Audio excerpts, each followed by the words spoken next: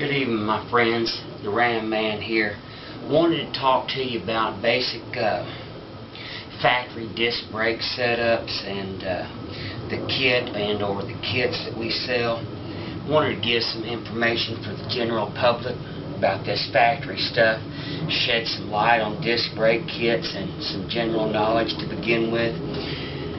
Richard Ehrenberg, a long time ago, a couple decades ago, wrote the article Discotech.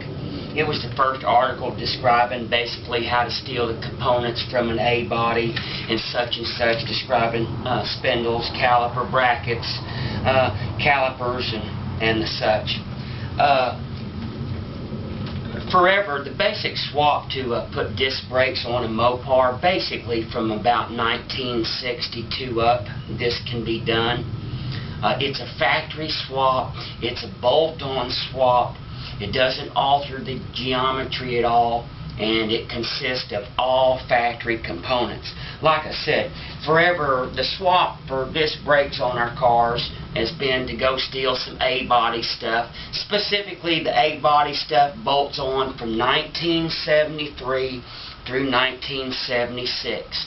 One of the reasons we often specified 1976 is because in the few previous years the caliper pistons were 2.6 diameter in the early years, and then in 1976 on they used the 2.75s. The 2.75 pistons were used on all other cars starting with 69 C bodies and going up from there. Once again, that is the swap for us. Of course, the wrecking yards and everything's depleted. If you do find it, it's used and quality is questionable. Basically, what we did with some partners and some investors a while back is we reproduced the 1976 A-body components, starting from the spindle out. Our kit, as you can see, it includes every single piece except for the rotors. Once again, it includes every single piece to do your conversion. If you're missing a piece, you've lost it. I've always been real big on 100%, starting from the seals out. There's no other kit in the world that includes it. From the brake hoses, the seals, the bearings, the nuts, the cotter pins, every single thing. The splash sheet, here's the pads. We have never offered rotors in our straight factory disc brake kit. The reason being is all the rotors available out there on the market, whether it comes from the Right Stuff, Master Power Brakes, any of these internet people, eBay and all that stuff, most of the components are, we'll say, fair. One of the biggest drawback is the rotors. There's some vendors over in China, they all compete for the market stuff. Those are the ones that are producing these cheap rotors. And that's why you see some of these manufacturers and distributors, Master Power Brakes, the Right Stuff, they'll tell you in italics or on the phone or a cautionary statement in print or on the web, hey, we don't know if your factory wheels will fit. The reason that they don't know is because these assemblers over in China are assembling these cheap kits, and they're getting these rotors from these different vendors, and they're all out of different tolerances, and they're all different quality control. So literally, the people here in the States, they really don't know what they're getting until they open the box. So therefore, anyway, some decent folks have been making rotors for this stuff since 1976. Once again, this stuff is factory A-body components. 1973 to 1976, rotors will fit. Specifically, the year is 1976. The only reason that it makes it 1976 is because, once again, we went to the bigger piston calipers in 1976. This system right here was designed to run on the front. the calipers are mounted on the front. That's the way Mopar disc brake systems were designed in late '69 on the C bodies and the '70 B&E bodies up. Before 1970, of course, all of the calipers were mounted in the rear, and the sway bar components on the A bodies and the B bodies and such, they were mounted on the front and stuff, and that's one of the reasons the calipers were mounted towards the rear. But like I said, this later design mounts them in the front.